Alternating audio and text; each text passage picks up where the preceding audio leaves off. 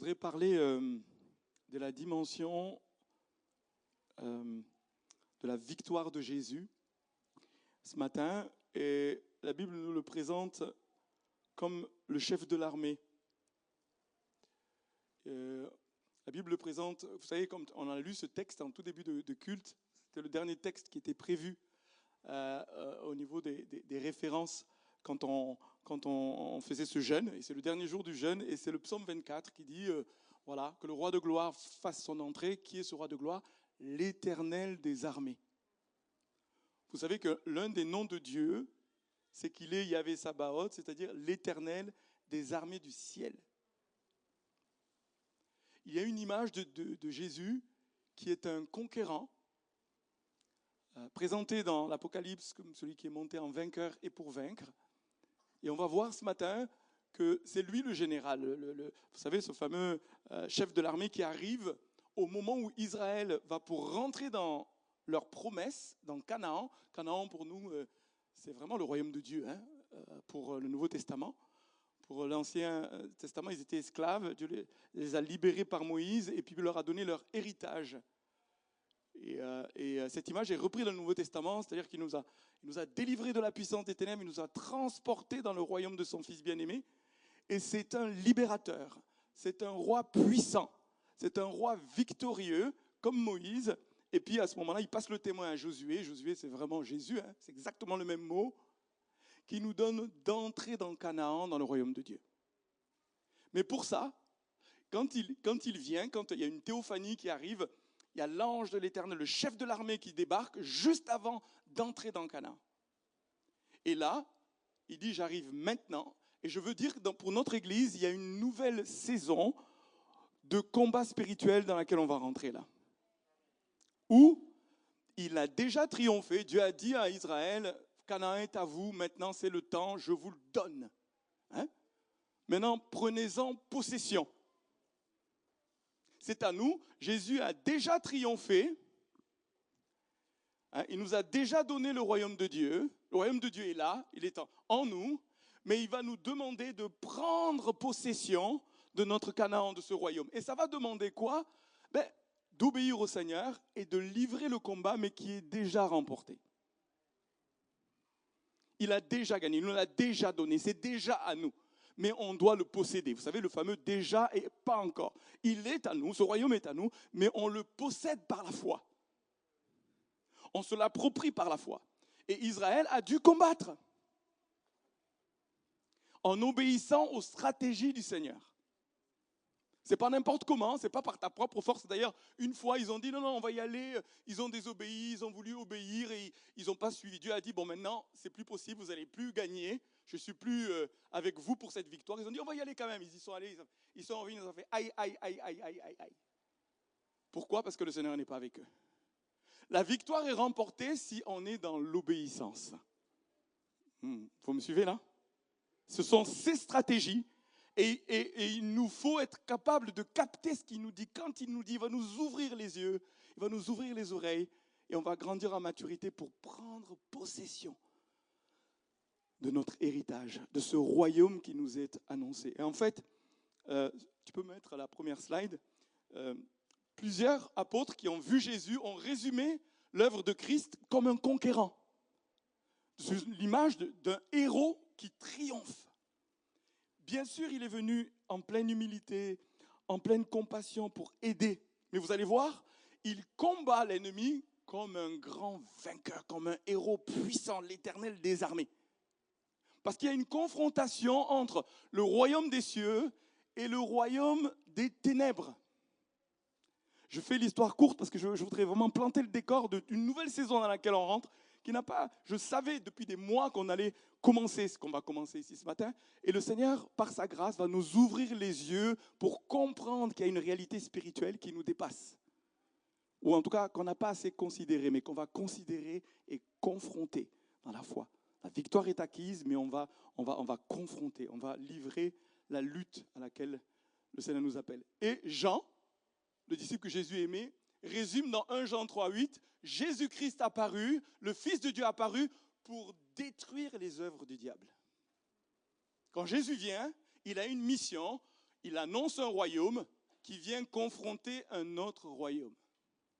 Et le royaume de ce monde était entre les mains du diable. Quand Jésus arrive, à cause du péché d'Adam, c'est le diable qui est là en position de maître. Quand il est éprouvé dans le désert, le diable lui dit, écoute, hein, demande-moi, je te donnerai les nations, les royaumes.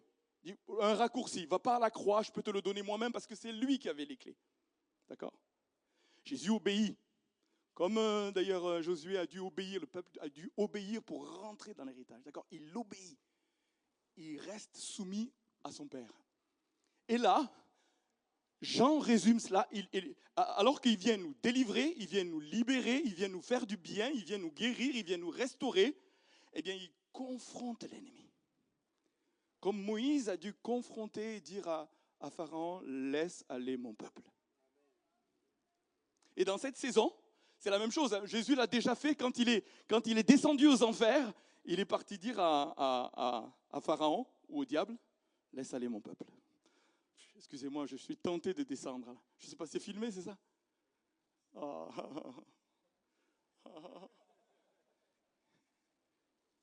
La Bible nous dit, quand il est descendu aux enfers, il a demandé les clés de la mort et du séjour des morts. Il a redemandé les clés d'autorité.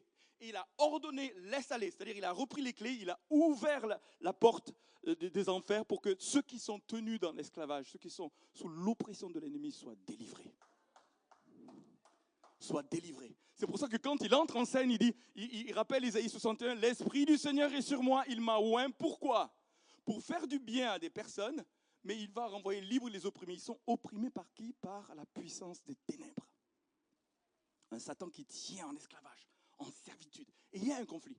Et il a remporté ce conflit et il va nous embarquer, c'est là le but de ma prédication, après lui, après sa victoire, il nous embarque comme le général dont parlait Marilyn ce matin, pour nous-mêmes continuer le ministère qu'il a entrepris. Renvoyer libres les opprimés. Il est venu libérer les captifs. Il est venu libérer. Et nous rentrons dans cet appel, avec la même foi que le peuple d'Israël, qui ont pris possession de ce royaume.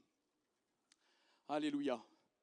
Alors, je voudrais citer C.S. Lewis qui a dit une chose qui est quand même assez extraordinaire. Dans les stratégies du diable, soit il se débrouille pour nous faire croire qu'il n'existe pas. Vous savez, le matérialisme occidental, le rationalisme, l'humanisme nous conduit à ne pas considérer qu'il y a un monde des ténèbres. S'il arrive à cela, il peut se déguiser, il peut être là sans qu'on ait conscience qu'il est là. Il peut être dans une vie, dans des situations, en domination, en autorité, on ne le voit pas. Et le but de ma prédication, et on va finir avec cela, alors je bénis le Seigneur parce que Soari a fait un songe cette nuit, exactement dans le sens de l'appel que je vais donner à la fin. Et nous voyez lever, je vous demande de fermer les yeux et que le Seigneur vous ouvre les yeux sur les réalités spirituelles. C'est ce qu'on va vivre ici ce matin. C'est le début d'une nouvelle ère. On va rentrer pleinement dans Canaan. On va rentrer pleinement dans le royaume de Dieu. Et le Seigneur, pour cela, va nous ouvrir les yeux. Il va nous ouvrir les yeux. D'un côté, nous dit C.S. Lewis, le diable, dans sa stratégie, il va nous conduire à ne pas voir. Vous savez, on a en Occident, moi je suis africain. En Afrique, je peux vous dire, la conscience des œuvres des ténèbres est bien plus grande qu'en Occident. Mais c'est évident, les gens le voient, ils le vivent, ils savent ce que c'est quand il y a une malédiction, quand quelqu'un va consulter un sorcier qui a une malédiction, on voit les effets de manière radicale. D'accord? Les gens ont conscience de cette réalité. Ici, pour X raisons, on a l'impression que le diable est nulle part. C'est que pour les gens un peu mystiques, un peu fanatiques ou bizarres, pour que ça existe. Alors je vais vous dire, on va avoir un témoignage ici ce matin, ça peut exister, excusez-moi du peu, même pour les blancs. Le diable, la couleur là, ça ne lui importe pas. Par contre, parce que nos paradigmes mentaux, le matérialisme fait que si je ne vois pas, si je ne comprends pas, si je ne touche pas, si on ne m'en fait pas la démonstration, je ne le crois pas. Alors qu'en réalité, il est bien plus en position d'autorité qu'on croit. C'est-à-dire que le mensonge, il est encore plus grand. La supercherie est encore plus grande, la tromperie est encore plus grande alors qu'il est là. Et je vais vous dire, de plus en plus dans notre église, parce que cette conscience va grandir, au moment où on va proclamer la puissance de l'évangile, des délivrances vont avoir lieu. Je le dis, je le crois, parce que c'est l'évangile. Et on va le voir ce matin. Alors, soit c'est le matérialisme, soit il va nous pousser, nous dit C.S. Lewis, à le voir partout. Donc le mysticisme. Et avoir peur, à vivre dans la crainte. Non. Parce que nos yeux s'ouvrent, là où il est, on le confronte par la puissance du Saint-Esprit. Discernement, Dieu nous le montre et on va voir de plus en plus de délivrance. Le but de la délivrance, ce n'est pas de développer une culture mystique et puis, vous voyez, ce sentiment un peu bizarre, un appétit pour des choses bizarres. Non, non, non, non. On cherche la délivrance des personnes qui sont sous oppression. Ce qui nous préoccupe, c'est que Dieu nous ouvre les yeux pour que quand on confronte, on prend position parce qu'il y a du discernement, les gens sont libérés par la puissance de Dieu. Et ça va toucher le corps, l'âme et l'esprit, des situations, des puissances de malédiction. Donc, je commence par rapidement un témoignage personnel. Pendant notre retraite avec Marilyn, le Seigneur m'a ouvert les yeux. Moi personnellement, mais par d'autres, par des gens qu'on ne connaissait pas, mais qui reçoivent directement du Seigneur l'activité spirituelle qui se liguait contre ma vie, mais depuis un bon moment. Et quand on a pris ce temps de recul, on a pris position. Et c'est dans ce temps que le Seigneur m'a montré qu'on allait rentrer dans une nouvelle dimension de délivrance dans notre Église. De confrontation des puissances des ténèbres, mais en pleine assurance, parce qu'il continue d'agir dans nos vies. Les zones d'ombre, les activités qui sont dans le monde des ténèbres, tout ça sont dévoilées. Et parce qu'on a la révélation, on peut confronter, prendre position et grandir dans l'assurance et l'autorité que Dieu nous a donnée. Amen. Alors on va commencer. La mission de Jésus, détruire les œuvres du diable. Quand il arrive, Jésus, et je vous encourage à méditer Marc, l'évangile de Marc, parce qu'il ne cesse de dire que Jésus est venu pour expulser les démons. Quand Jésus arrive, il est dit, le royaume de Dieu est proche. Préparez-vous. Le royaume de Dieu vient. Jésus vient comme le roi de ce royaume. Et il dit, maintenant, la puissance de Dieu va se manifester. C'est-à-dire, il vient reprendre les clés, il vient confronter l'ennemi, et il vient libérer tous ceux qui étaient sous son emprise. La première slide nous dit ici, c'est Pierre qui résume le ministère de Jésus, et on voit la confrontation avec la puissance des ténèbres. Tu peux mettre juste la première slide, s'il te plaît, juste après. Il est dit, vous savez comment Dieu a oint du Saint-Esprit et de force Jésus de Nazareth qui allait de lieu en lieu, faisant du bien. Ça, c'est la partie où c'est les personnes qui l'intéressent. C'est les cœurs il fait du bien aux gens. Mais pour ce faire, il guérissait tous ceux qui étaient sous l'empire du diable. Dieu était avec lui, mais il résume tout le ministère de Jésus en disant, les gens étaient sous l'empire du diable. Et ce n'est pas une ou deux ou trois. C'est une emprise, c'est un empire, c'est un royaume. Et il vient et il les délivre. Et les deux signes majeurs de son ministère, c'est la guérison et la délivrance. Et très souvent, si vous méditez vraiment bien, souvent Jésus, quand il guérissait, il libérait même d'esprits d'infirmité. C'est-à-dire que les gens étaient malades par une influence des ténèbres. Et il les libérait. Et Marc n'arrête pas de dire, il résume cela, et il chassa beaucoup de démons. Mais par démonstration que le roi est là. Le roi de gloire a fait son entrée. S'il fait son entrée, l'ennemi doit dégarpir. Et l'évangile, c'est une annonce d'un royaume qui vient. Et quand ce royaume vient, parce qu'il y avait un empire, un roi qui usurpait l'autorité qui avait été donnée à Adam, Jésus reprend cette autorité et il réaffirme cela. Et il confronte l'ennemi. C'est-à-dire que lui, il le voit. Vous savez, le nombre de fois, autant en Occident, on a l'impression qu'il est nulle part, mais Jésus, le nombre de fois où il cite Satan, il dit, je voyais Satan tomber du ciel comme un éclair. Il envoie ses disciples pour faire le ministère que lui, il avait, prêcher l'évangile, guérir les malades, chasser les démons. Ok, allez, faites-le.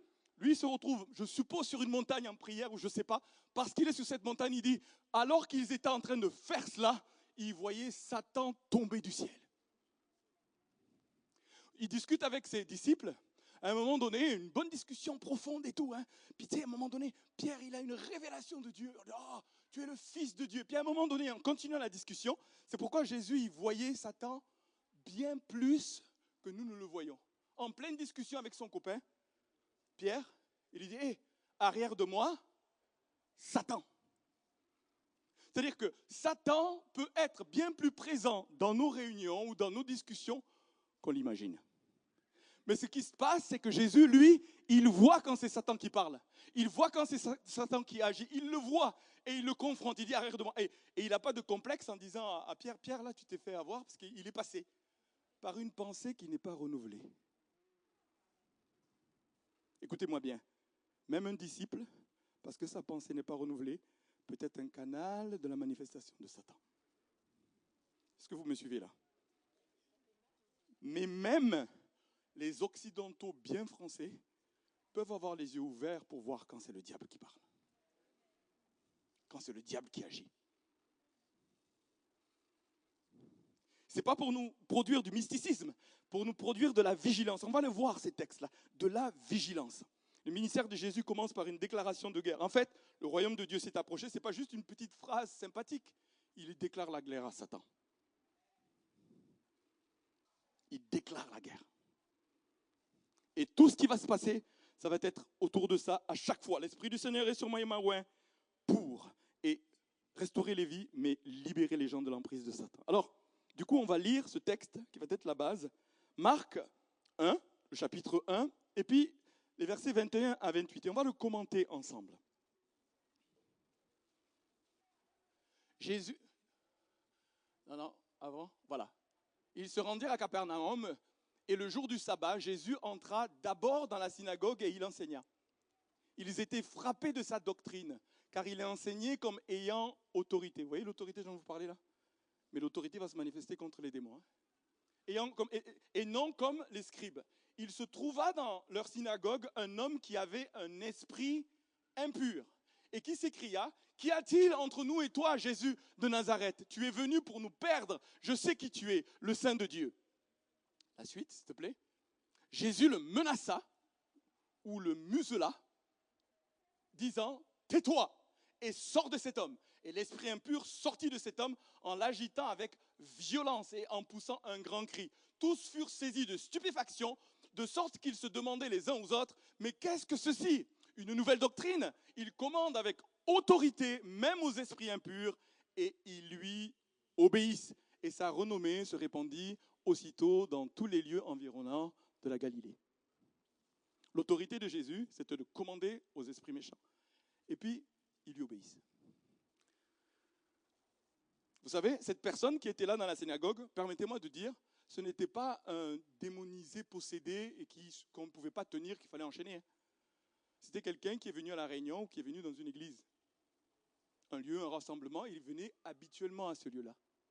Comme d'ailleurs, des personnes qui peuvent être là, nouvelles ou pas, mais qui viennent, mais il y a l'esprit impur qui est en eux.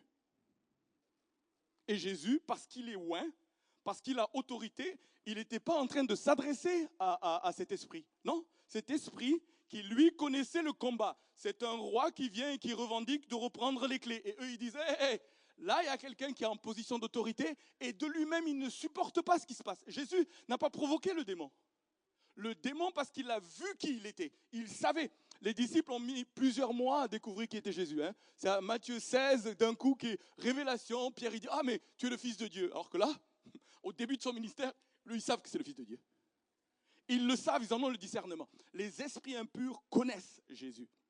Et ils peuvent même connaître des enfants de Dieu qui sont remplis de Jésus. On retrouve cette histoire au niveau de Paul. À un moment donné, il y a un démon qui dit, nous connaissons Jésus, nous savons qui est Paul, mais vous, qui êtes-vous? Et nous allons grandir ici avec la même onction que Dieu a posée sur Jésus, de telle sorte que dans nos rencontres d'évangélisation, dans nos rencontres de culte, on va voir de plus en plus des démons sortir à cause de l'autorité de Christ qui est au milieu de nous, à cause de la conscience de l'onction, à cause de la révélation que Dieu va nous donner, à cause de sa présence qui va s'intensifier, qui va faire que ça ne peut pas tenir et ça ne doit pas tenir. Et je vais vous dire une chose, Jésus, quand le démon s'est manifesté, il n'a pas dit « amenez-le dans une pièce à côté », comme on a eu tradition de faire, pour dire on ne va pas déranger les gens. Vous savez, c'est la manifestation. Le royaume de Dieu vient, quand il vient, les démons ne peuvent pas tenir. Écoutez ce que je suis en train de vous dire. Ils ne peuvent pas tenir. Ils doivent monter à la lumière de Christ. Et ça va demander une conscience de l'autorité que Dieu nous a donnée pour confronter cela. Et on ne va pas le provoquer. C'est juste la présence de Dieu. On est en train de jeûner, on est en train de prier, on cherche Dieu. Mais ça nous conduit à quoi? à voir ce royaume venir. Quand on prie que ton règne vienne, il va se manifester la même chose que quand Jésus est venu. Ça va se manifester par des guérisons et ça va se manifester par des délivrances. La réputation de Jésus, ce n'est pas faite par le fait que les gens ont su que c'était le Messie. Oui, ils ont entendu le démon dire tu es le Fils de Dieu. Mais les gens ont couru de partout parce qu'ils étaient délivrés de la puissance des ténèbres. Ma prière, vous savez c'est quoi? C'est que des gens viennent de partout parce qu'ils savent que dans ce lieu, il y a une puissance de délivrance.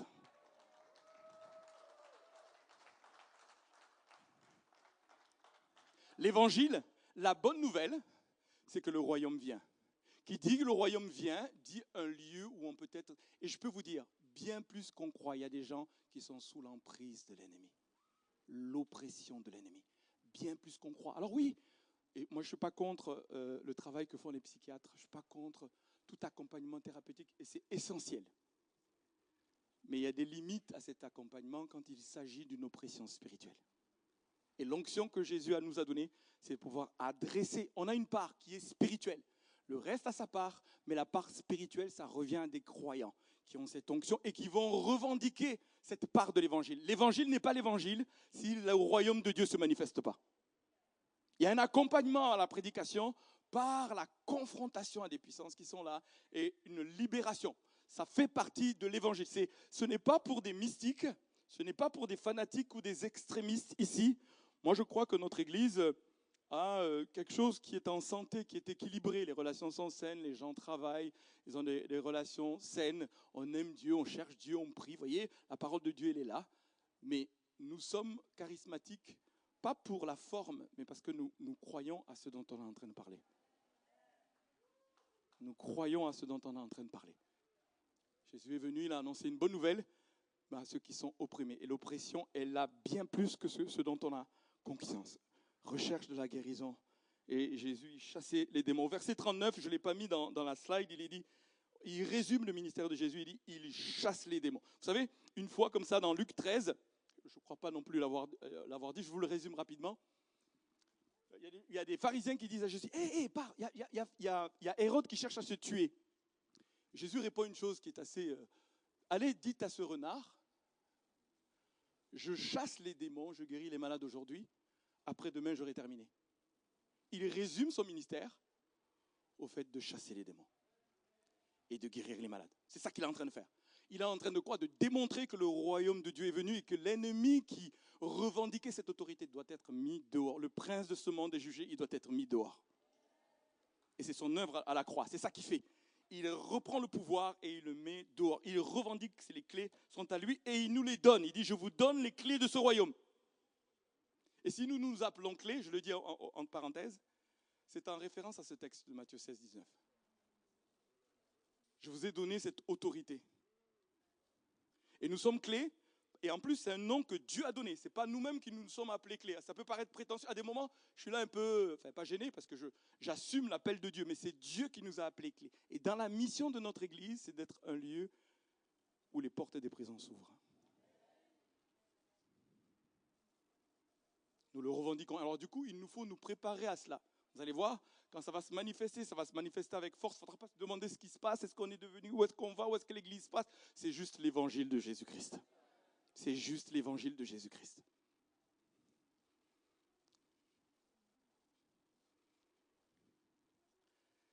Alors, et ça par contre je l'ai mis, Matthieu 12, 28.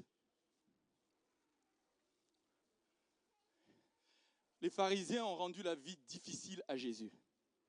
Ils n'arrêtaient pas de s'opposer à lui. Pour ceux qui connaissent la Bible, franchement, à des fois c'est pénible. Et Jésus, à un moment donné, il est fatigué. Il chasse les démons et ils disent, c'est par le prince des démons que tu chasses les démons. Quel argument? Il leur dit, mais vous êtes bêtes ou quoi? Comment Satan va chasser Satan? C'est un royaume organisé et ils sont obéissants. Celui qui est en haut de la chaîne, il a autorité. Il ne peut pas se chasser, ça ne marche pas. Vous n'avez pas compris. Mais par contre, dans sa réponse, il dit, mais si c'est par l'Esprit de Dieu que je chasse les démons, il dit quoi? Le royaume de Dieu est donc venu parmi vous. C'est-à-dire, la démonstration de la délivrance est une des preuves majeures que le royaume de Dieu est là. C'est majeur. c'est majeur.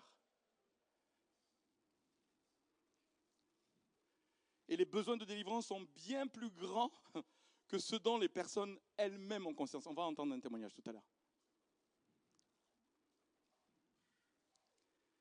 Et vous vous souvenez quand Jésus il envoie les disciples en mission, il leur demande de faire exactement ce qu'il fait, guérir les malades, chasser les démons. Quand ils reviennent, vous avez remarqué, la chose qui les excite à fond, c'était quoi? Il dit, même les démons nous sont soumis. Vous savez que dans l'Ancien Testament, vous ne trouverez aucun texte où un prophète, un roi ou un sacrificateur a chassé un démon. Pas un. Pas un. Ils ont guéri les malades, ils ont purifié les lépreux, ils ont multiplié la nourriture, ils ont vécu des choses extraordinaires, mais la délivrance, le fait d'expulser un démon, il n'y a que dans le Nouveau Testament que ça arrive, c'est le mandat de Jésus-Christ. C'est comme sa signature. Lui, quand il vient, le monde des ténèbres tremble, parce que c'est la fin et ils doivent lâcher prise. Et partout où ils sont, ils doivent monter à la lumière de Christ. Ils doivent monter à la lumière de Christ. Ils disent, oh, même les démons nous sont soumis. Alors Jésus dit oui, et lui-même il tressaille de joie. Vous savez, là il dit là c'était le grand kiff de Jésus, vous voyez. Il tressaille. Vous savez, il n'y a pas beaucoup de textes où on voit Jésus rire ou s'amuser. Mais là, il tressaille de joie. Là, ça vient chercher ses entrailles. Il dit, c'est là pourquoi, ce pourquoi tu m'as appelé, que je vienne ici, que je libère, je démontre cela, mais que mes enfants, c'est-à-dire mes disciples, rentrent dans cette mission. Et quand ils rentrent dans cette mission, eux, ils disent, wow, I got the power. I got the power. Ils ont la puissance. Vous savez, réussir encore sur les éléments, mais la puissance sur l'ennemi. Celui qui les a opprimés depuis des siècles. C'est ça la grande joie. On peut, nous, à cause du nom de Jésus, prendre autorité sur eux. Et je peux vous dire, il nous est dit, c'est au nom de Jésus que vous pourrez prendre autorité sur eux. En lui, nous avons la même onction, la même autorité, le même mandat. Il nous dit, ce que j'ai fait, vous allez le faire. Vous avez la légitimité, vous êtes justifiés en moi. Alors exercez donc cette autorité. Les disciples se réjouissent.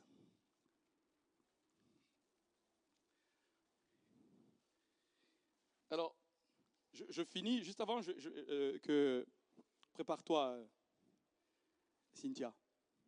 Juste avant, dans Marc 16, 17, Jésus finit son ministère. Il est ressuscité. Écoutez bien ceci. Il est ressuscité. Et puis il dit, voici les signes qui accompagneront ceux qui auront cru. Vous savez la première des choses qui vient la chose qui vient en premier?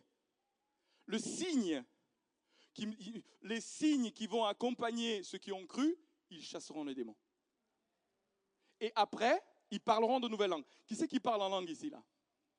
Ok. Vous pouvez baisser les mains? Qui c'est qui chasse les démons ici? Ok. Vous voyez, la priorité pour Jésus, ce n'est pas de parler en langue, c'est de chasser les démons. D'être utilisé par lui, son onction sur vous, le discernement, la capacité de confronter l'ennemi et de le voir quitter les vies. Quitter les vies. Vous savez, quand ça vient, je peux vous dire, des fois on passe beaucoup on fait beaucoup de bruit pour inviter les gens à venir. Mais si ce lieu devait un lieu de délivrance, on n'aura pas besoin de beaucoup de publicité. Les gens en souffrance, les gens opprimés, les gens qui souffrent, mais torturés à l'intérieur, quand ils vont savoir que des chrétiens sont équipés, c'est vers vous qu'ils vont vous tourner. Ils vont se tourner. La réputation de Jésus, dès qu'il a chassé un démon, il a chassé 2 démons, 3 démons, le monde entier, vous savez, la Syrie entière courait vers lui pour être délivrée. L'évangile dont on veut parler, c'est un évangile où la puissance de la délivrance vient. Et les vies sont libérées. Alors, on va écouter le témoignage de Cynthia. Après, on va s'engager nous-mêmes dans cette voie.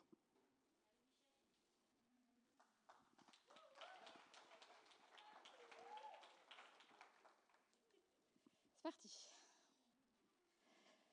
Alors, baptisée depuis le 14 novembre 2021, j'essaie de mener ma vie sur les principes de Dieu. Mais ce n'était pas toujours facile.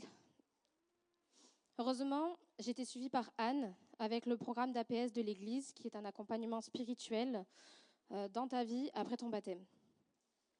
Cet accompagnement m'a permis de mettre en lumière plusieurs sujets qui avaient besoin de pardon, de guérison et de délivrance. En parallèle, depuis mon baptême, ma vie se débloque. Je rencontre Alexis, nous nous marions. Professionnellement, j'obtiens mon diplôme de professeur de danse et ma certification d'organisatrice d'événements. Tout semblait se mettre correctement sur le droit chemin. Jusqu'à ce fameux jour, le 11 mai 2024. Conférence présence en Allemagne avec l'AIMG, qui viennent vendredi. Alex et moi sommes appelés en tant que bénévoles au service de captation vidéo. Enfin, surtout Alex. Le dernier soir de la conférence, ce fameux 11 mai, nous sommes de repos. Nous pouvons assister à la conférence en tant que spectateurs. L'orateur parle à un moment donné de la puissance du don du parler en langue. Il lance un appel pour ceux qui aimeraient obtenir ce don afin qu'on prie pour eux. Alors je lève la main et plusieurs personnes autour de moi posent leurs mains sur moi et commencent à prier. Puis je sens qu'on me fait une croix sur le front avec de l'huile. À partir de ce moment, un monde encore inconnu pour moi prend vie sous mes yeux. Je ne comprends pas ce qui m'arrive. Mon corps était mon corps, sans que j'en sois au contrôle. Il se met à hurler super fort, très longtemps, presque jusqu'à briser ma voix. Comment vous expliquer que mon corps, c'est mon corps, ma voix était ma voix, mais ce n'était pas moi qui était au contrôle. On m'emmène à l'infirmerie et vient l'instant le plus terrifiant de ma vie. Mon corps se met à rire d'un rire machiavélique. Autour de moi, des personnes prient et essaient de chasser ce qui est au contrôle de mon corps. Mais il leur répond, elle est à moi. Il se met à parler à ma place, à chanter à ma place. Si j'essaie de parler, moi, de prendre le contrôle, il met mes mains sur ma bouche, il pince mes lèvres. On me demandait de proclamer des vérités sur ma vie, de briser des liens. À certains moments, j'y parvenais, à d'autres, il m'en empêchait. Mais ce qui m'habitait gardait le contrôle de mes pensées. Il me disait que je n'étais rien, qu'une merde qui ne valait rien, qui n'arrivait à rien. Des personnes en plus viennent à mon secours, car ça faisait un certain moment que j'étais prisonnière de mon corps. Et cette fois, ils avaient une certaine autorité. Ils le faisaient taire. Ils s'adressent à moi en me rappelant les vérités de Jésus, que je suis sa fille, que je lui ai donné ma vie et que ma vie passée ne définit pas qui je suis aujourd'hui. Et à force de proclamation et de combat, tout s'arrête enfin. Je venais de vivre une possession démoniaque. C'était bien réel, je ne rêvais pas. Ce que j'ignorais encore à ce moment-là, c'est que ce n'était que la première bataille. Vient juin 2024, de l'école Propulse de l'Église, où je subis encore beaucoup de manifestations incontrôlables. Durant l'enseignement de Rodrigue, il annonce le titre de son prochain enseignement, « Laisse aller mon peuple ». Si vous avez été attentif, c'est assez symbolique. Au moment où il dit ça, je tressaille. Enfin, mon corps tressaille. Je ne sais pas s'il l'a vu, mais il a dit « Je crois que quelqu'un a besoin de l'entendre aujourd'hui ». Et en me regardant droit dans les yeux, il répète « Laisse aller mon peuple ». Ce fut l'explosion. Un déclenchement à nouveau total. Je perds de nouveau totalement le contrôle. La semaine d'après, j'informe Dudley, qui devait être l'intervenant de la semaine, afin qu'il m'aide, car il maîtrise le sujet et le processus de délivrance. Le matin, avant d'y aller, je prie Dieu et je décide de lui confier la situation. Seigneur, si tel est le chemin que tu as choisi pour moi, alors qu'il en soit ainsi. J'arrive à l'église dans un état de semi-manifestation. J'étais au contrôle de mon corps, mais j'étais remplie de tremblements, de spasmes. Durant cette session de délivrance, je sentais que ce qui était en moi avait peur de l'autorité de Jésus en Dudley. Il essayait de fuir, de se cacher ou encore de le confronter. Mais ça ne marchait pas. je sens au fond de moi que je dois lutter et continuer de proclamer les vérités sur ma vie. Dans une autre session de délivrance, il y en a eu beaucoup, Dudley me demande de raconter ma vie le plus possible en détail. Et en la racontant, il y a des mots que je ne parviens pas à sortir, des choses qu'on m'empêche de dire. Alors quand ça arrivait, généralement, Dudley ou un élève de Propulse recevait quelque chose, une parole, une image ou autre. Et du coup, je devais couper le lien qu'il pouvait y avoir avec cette situation, cette personne ou pensée. À la fin de chaque session, je sentais que je regagnais un peu plus du terrain sur mon corps, mais ce n'était pas terminé. Essayant malgré tout de vivre normalement, je n'étais jamais vraiment tranquille, que ce soit à l'église, avec mes amis, ma famille ou juste avec mon mari. Ceux qui étaient là essayaient toujours de reprendre le contrôle. En septembre 2024, on nous conseilla à Alexis et moi d'aller voir une dame en Suisse dont le ministère était la délivrance et la guérison. Cette fois, il était question de nous délivrer tous les deux, car liés pour la vie, nous partagions tout. Elle reçut beaucoup de sujets sur lesquels il fallait proclamer et briser des liens. Après ce long parcours, Jésus m'a délivrée. Aujourd'hui, je sais que Dieu a eu ses raisons pour faire de ma délivrance un long processus. Parce qu'il est vrai que plein de personnes sont délivrées dès la première fois, ou d'autres sans vraiment savoir qu'ils avaient besoin de délivrance. Dieu est allé à mon rythme. Non pas de ma volonté, malheureusement, mais de mes capacités. À la fin de chaque séance de délivrance, j'étais à bout de force.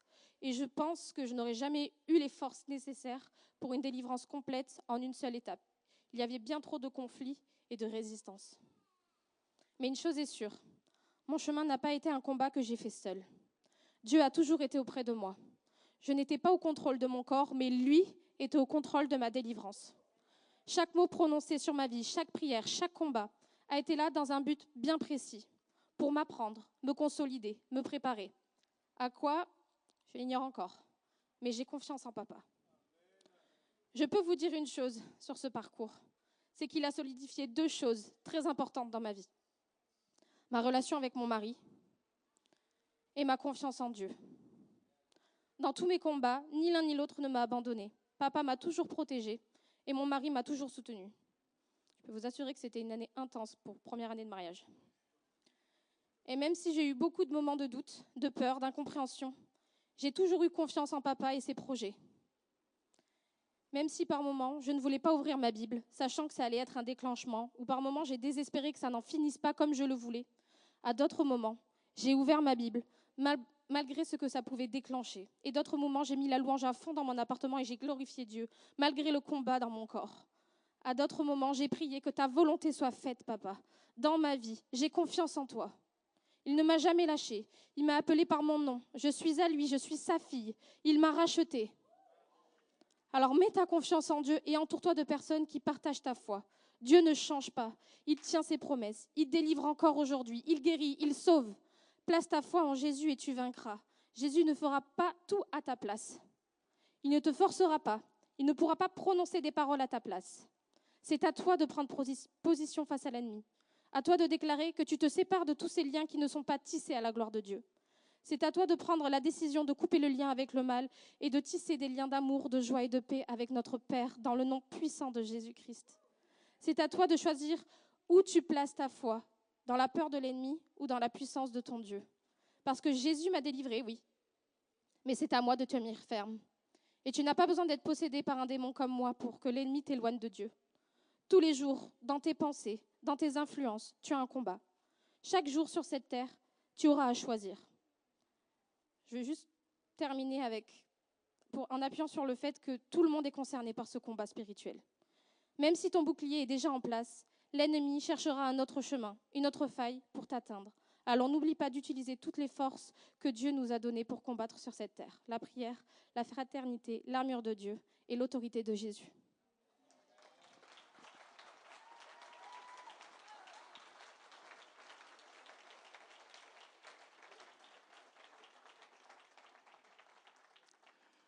Je voudrais dire que Cynthia a eu beaucoup de courage. Alors, pour le vivre, l'accueillir dans sa vie, et puis accepter que le Seigneur la prenne dans la main jusqu'à la délivrance, et d'accepter que ce soit un témoignage public. Et quand je l'ai entendu au milieu du processus, dire je prends position et je voudrais que ça serve pour d'autres, ça fait la transition par le fait que nous ne prenons pas la bénédiction que pour nous, mais nous devenons une source de bénédiction. L'intention de Dieu, plusieurs ici en ont besoin. Et on va prendre le temps de poser comment on le discerne, comment en être libéré, comment être acteur dedans. Mais après cette restauration, le Seigneur veut se servir de vous pour engager la délivrance pour d'autres. Et il ne s'agit pas d'aller exorciser les gens sans leur assentiment, de faire n'importe quoi à l'extérieur, mais d'apprendre au milieu de nous comment on prie pour les gens qui sont sous influence de ténèbres. Ça s'apprend. Il a fallu une première fois pour moi. Il y a toujours une première fois. Et notre église est une église où il y a un accompagnement. Elle a parlé de l'APS. Dans l'APS, on a des rendez-vous où on prie pour briser des liens et chasser des démons au milieu de nous.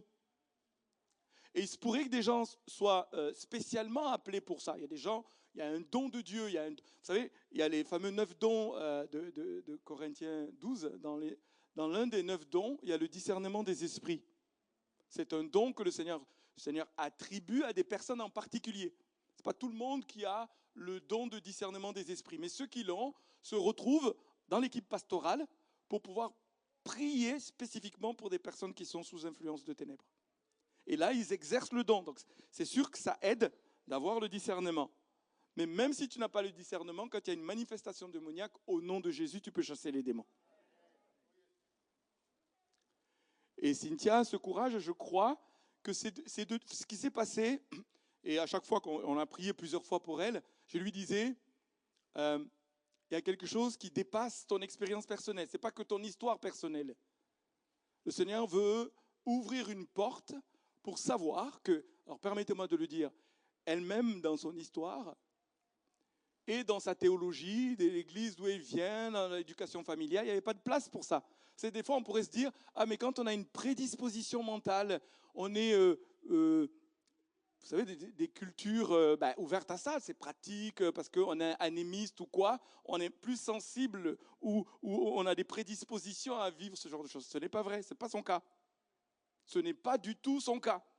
Une occidentale, blanche, montpelliéraine, s'il vous plaît. Vous voyez ? Elle n'a pas voyagé pour aller attraper des démons je ne sais pas où. Vous voyez ce que je veux dire ? C'est dans sa vie, dans son parcours.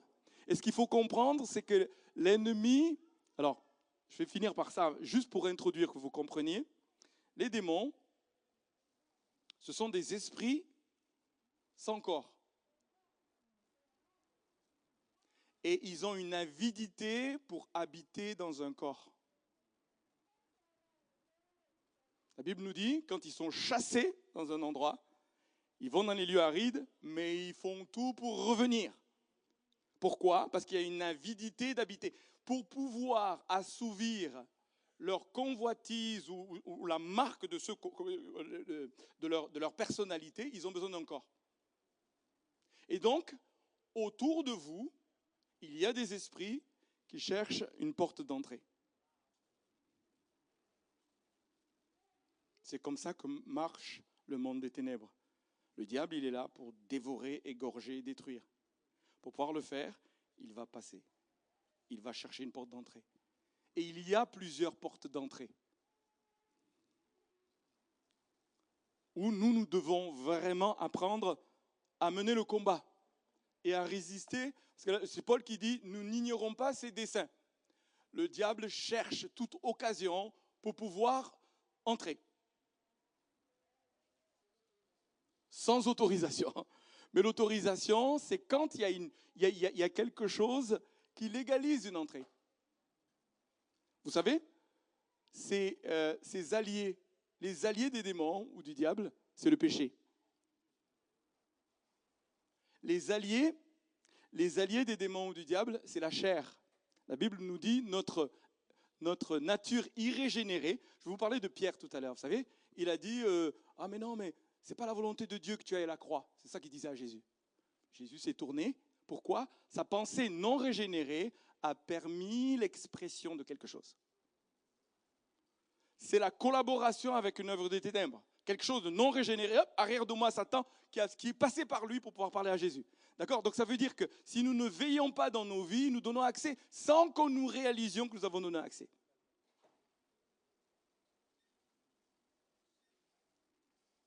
Je voudrais dire ici aussi qu'il y a des naissances. Vous savez, quelqu'un qui n'a pas été désiré, on a plusieurs témoignages comme ça de personnes pour qui on a prié, qui ont un esprit de rejet profond qui vient dans des moments de faiblesse. Vous voyez? Où le diable s'immisce et il peut avoir une racine. Et comme ça, on peut retrouver plusieurs portes d'entrée où il y a une influence, une emprise de l'ennemi. Et là, le Seigneur va le montrer par le don de discernement et on va prendre position et chasser cela. Et dans nos parcours de vie, c'est pourquoi que quand on fait l'APS, dans le parcours de vie, on va voir les portes d'entrée, on va discerner les portes d'entrée dans nos vies qui vont permettre à une manifestation. Alors, ce n'est pas systématique, c'est par discernement, c'est dans nos parcours. Il y a des moments de faiblesse, et puis, par exemple, quand on a touché à l'occultisme, Deutéronome nous le dit, 18, le verset 9, si nous touchons à l'occultisme, il y a une porte d'entrée qui se manifeste. Je cite un élément, et après on prendra un temps de prière, mais il y a des paroles de malédiction, que ce soit dans un contexte d'occultisme ou pas, des paroles d'une personne d'autorité qui parle sur toi, qui est un véhicule qui vient impacter, ouvrir une porte dans ta vie. Et très souvent, quand on prend le temps, on discerne que là, il y a sur cette parole, sur cette malédiction, une porte qui s'est ouverte et qui a permis à un esprit d'agir. Et là, on ne parle pas de possession. Le Saint-Esprit ne peut pas être dans la vie de quelqu'un, puis on va parler de possession. Il va y avoir quelque chose qui va se passer, qui va donner un accès, un domaine de ta vie qui va être sous influence. Et on va prendre l'autorité et va libérer cette influence dans ta vie. C'est pourquoi dans notre Église, il est tellement important que chacun de ceux qui arrivent vive un parcours de relation d'aide, un accompagnement pastoral systématique où on va être aux portes. Vous savez, la notion de porte dans la Bible, c'est une notion de combat spirituel. Je bâtirai mon Église et la porte du séjour des morts. Et arriver aux portes, quand on arrive aux portes et qu'on discerne, il va y avoir des choses que Dieu va montrer. On va prendre position. Et très souvent, on va dire, mais pourquoi ceci? Puis pourquoi ça vient à un moment donné, une puissance de délivrance qu'il faut manifester dans nos vies.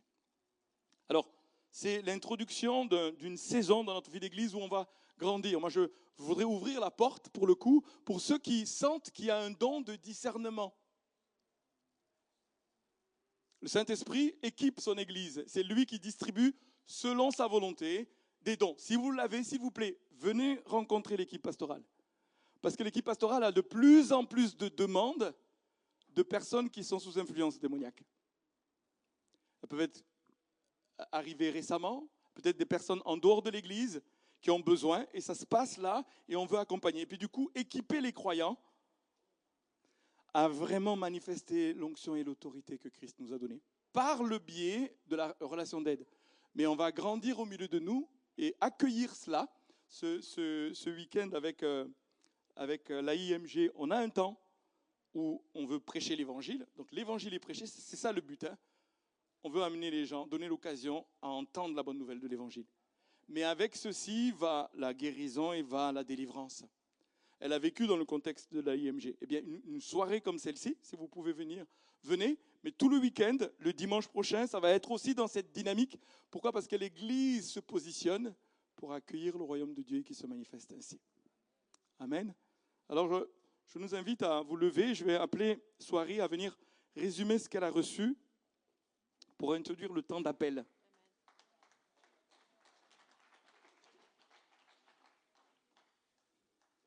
C'est un songe. Ah.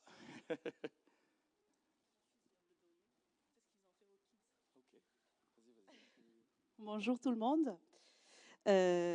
Alors cette nuit, pas plus tard que ce soir, hier soir, j'ai fait un songe, sachant que je fais le jeûne de janvier, et tout ce que Rodrigue, même les versets qu'il a pris, c'était vraiment les versets que j'ai eu à cœur et que j'ai médité ces 3 derniers jours. C'est pour ça que derrière, j'ai dit non, c'est pas possible. Et cette nuit, en fait, j'ai fait un rêve et j'avais hésité à le partager jusqu'à ce qu'on prie ce matin. Donc là, encore pareil, franchement, ceux qui peuvent venir prier avant les célébrations, c'est vraiment un temps exceptionnel. Et dans ce rêve, en fait, il y avait Rodrigue. Et c'était quelque part où on était en situation de guerre. Donc il y a Rodrigue qui parle à son église ou à son peuple, je dirais, et qui dit « Fermez les yeux et dites-moi ce que vous voyez ». Et là, il y a quelqu'un, je ne pourrais pas vous dire qui, se lève et il dit je vois la mer. La mer. Alors ça, c'est mon fils qui vient de me le ramener aux kids, pour vous dire que je pense que Heike n'était pas là ce matin quand on a prié. Donc même, il n'y a vraiment qu'un seul esprit. C'est incroyable, il vient de ramener ça. Et le rêve, du coup, il y a quelqu'un qui se lève et qui dit je vois, on est sur la mer, en situation de guerre, et qu'il y a un petit bateau, genre une vedette, vous savez, les petites vedettes qui polluent beaucoup, vraiment pas très beau, et qu'on le fait monter sur une espèce de plateforme. Vous savez, les plateformes où dans les films, les avions de guerre viennent se poser. Donc très, très grand, et qu'on faisait monter ce petit bateau dessus. On a dû le réparer ou préparer comme ça. Et ensuite, on le remet à terre, mais il a été changé. C'est devenu un beau bateau, comme une espèce de yacht, et qui file, et qui est parti. Donc, je me réveille et je dis, c'est quand même bizarre. Et là, franchement, si ce n'est pas conduit, je ne sais pas comment le dire, il y a Timéo, mon petit garçon, il vient de me le déposer. Il me dit, tiens, maman, garde-le. Regardez ce qu'ils ont fait aux kids. Un bateau sur de l'eau. Il y a 30 secondes, avant même que Rodrigue m'appelle. Voilà, donc j'étais obéissante et j'ai partagé. Je ne partage pas tout le temps les songes, mais là, je pense que c'était conduit.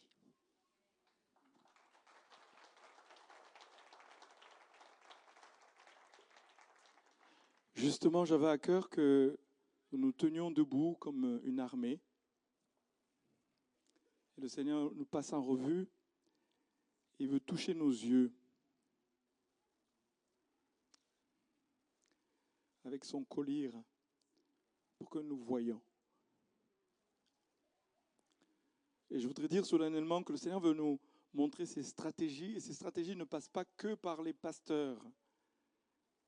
C'est chaque membre. Vous voyez, soirée a été utilisée par le Seigneur, et il va le faire de plus en plus parmi les enfants, parmi les jeunes, même les vieillards, nous dit la parole de Dieu. Il nous visite, il dit sur ses serviteurs, sur toute chair, il répand son esprit. Et il nous prépare pour la guerre. L'Église est une armée. Il est le chef. Notre combat est dans l'obéissance à ses instructions. C'est pour ça que Jacques dit « Soumettez-vous donc à Dieu et résistez au diable ». Dieu nous donne la force de résister au diable mais par une soumission, une humilité. Et il va nous révéler ses plans.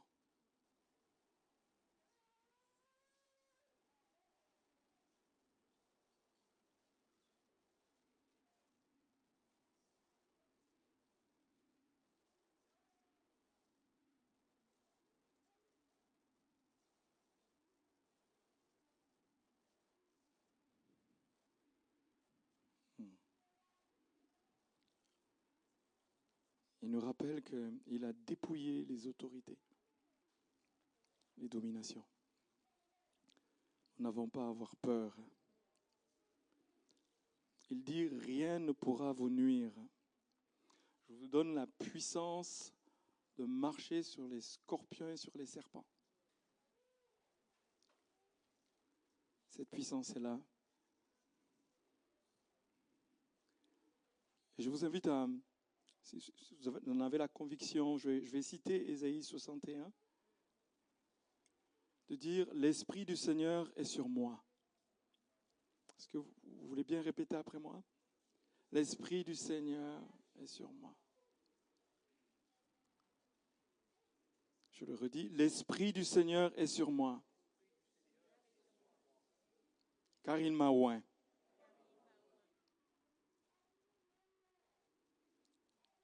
pour annoncer une bonne nouvelle aux pauvres.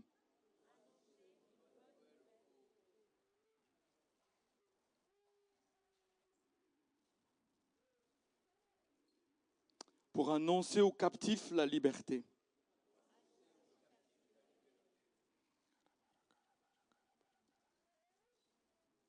Pour publier une année de grâce.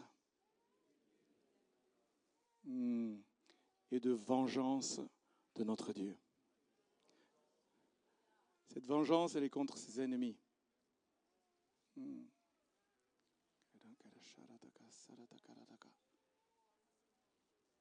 Pour ceux qui sont baptisés dans le Saint-Esprit, je vous invite à parler en langue.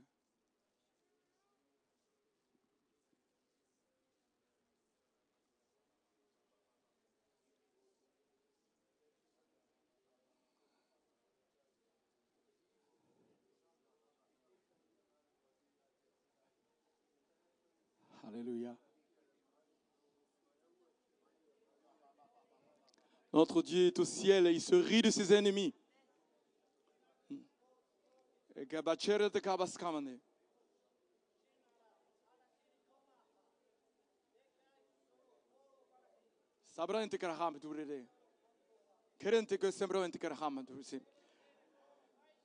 Ah, c'est dans Joël qui est dit, réveillez les héros. Réveillez les héros. Qu'ils se lèvent dans la puissance de l'Esprit de Dieu. C'est toujours dans la puissance de l'Esprit de Dieu et au nom de Jésus-Christ que nous remportons la victoire. Nous renversons les hauteurs, alléluia. Nous renversons les raisonnements, qui s'élèvent contre la connaissance de Dieu. Et nous amenons toute pensée captive à obéir à Jésus-Christ. Il est le Seigneur. Il est le Seigneur. Alléluia. Oui, nous proclamons cette onction. Continuez. Il fait de ses serviteurs des flammes de feu. Il nous baptise de feu, de la puissance d'en haut, pour proclamer la bonne nouvelle de l'Évangile et s'attendre à la guérison, s'attendre à la délivrance au nom de Jésus-Christ. Oui, continuez.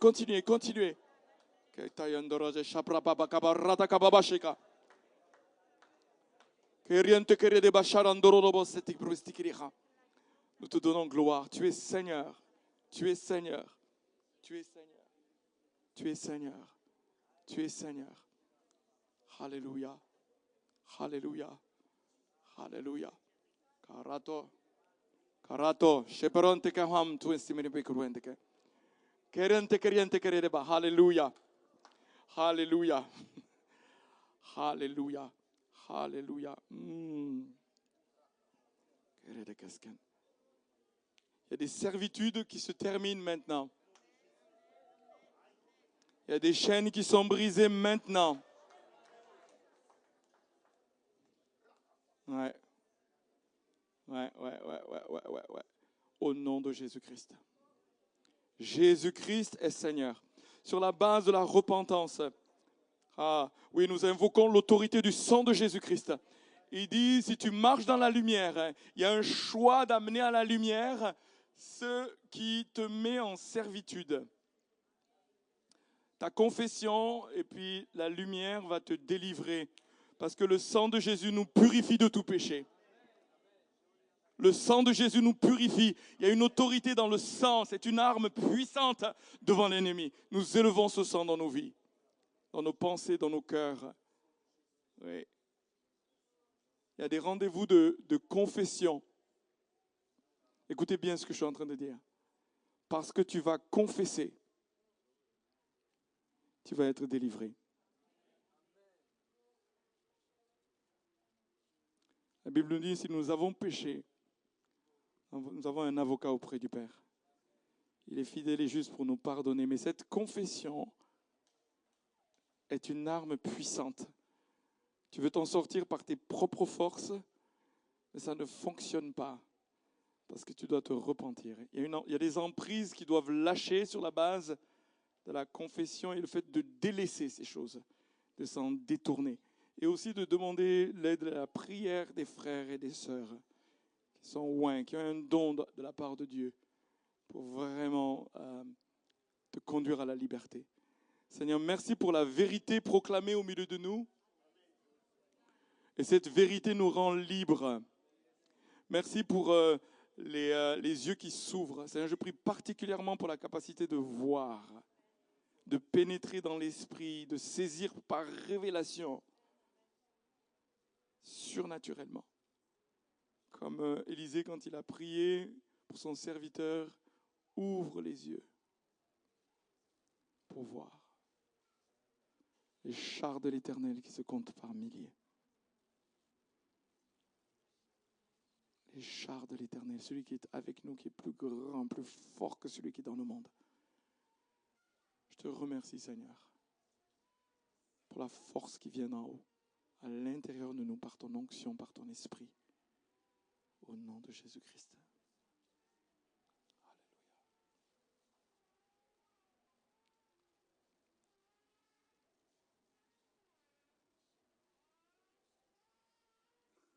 Alléluia. Demeurons. Vous savez, cette puissance, elle vient dans la communion de Dieu. Cet esprit vient sur nous dans la communion de Dieu, dans le fait de demeurer en lui. Ce qu'on vient de faire, vous savez, on va le partager avec l'équipe pastorale, mais je crois qu'il y a quelque chose à continuer dans la recherche de la présence de Dieu. Il faut trouver un chemin pour que l'Église continue à chercher Dieu. Il persévérait dans la prière, nous dit la parole. Et cette persévérance nous donne de demeurer, de tremper dans l'onction pour voir de plus en plus la manifestation, l'irruption du royaume de Dieu au milieu de nous. Et il compte sur nous et nous comptons sur lui. Il veut qu'on rentre dans cette mission, dans sa part. Au nom de Jésus-Christ. Amen.